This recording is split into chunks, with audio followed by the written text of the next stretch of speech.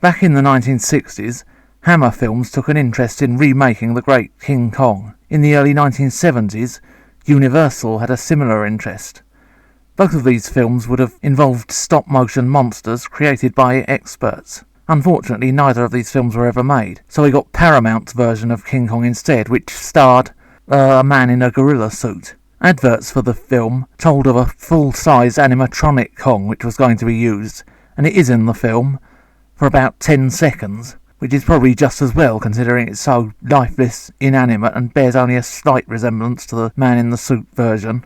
Remakes really need to be bigger than the originals. Everything in this film is less interesting than the original. The story of pioneering documentary makers who risk their lives going into the wildest parts of the world, facing untold dangers to make documentaries about animals, is replaced by a rather less than interesting story about oil prospectors. The mysterious Great Wall is now nothing but a stockade, and the island, which was filled with prehistoric monsters, is now just empty. The only giant beast Kong gets to fight with is what seems to be a draft excluder with teeth.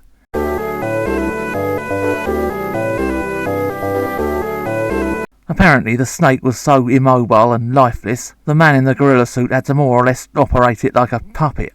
The energy company who are oil prospecting take Kong back to New York because they want to use him in their adverts. Never mind putting a tiger in your tank, put King Kong in your tank! Then you can break skyscrapers and sew trains about and stuff. In the original movie, the relationship between King Kong and Fay Wray involved her being terrified of him. Here, the relationship between Kong and his female captive just comes across as sentimental, verging on the soppy. Seriously, if you wanted to do a movie with a big monkey as the hero, then why not remake Mighty Joe Young? There are some updates in the film.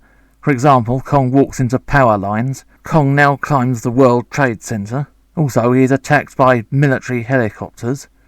The two leading characters do make a likeable couple.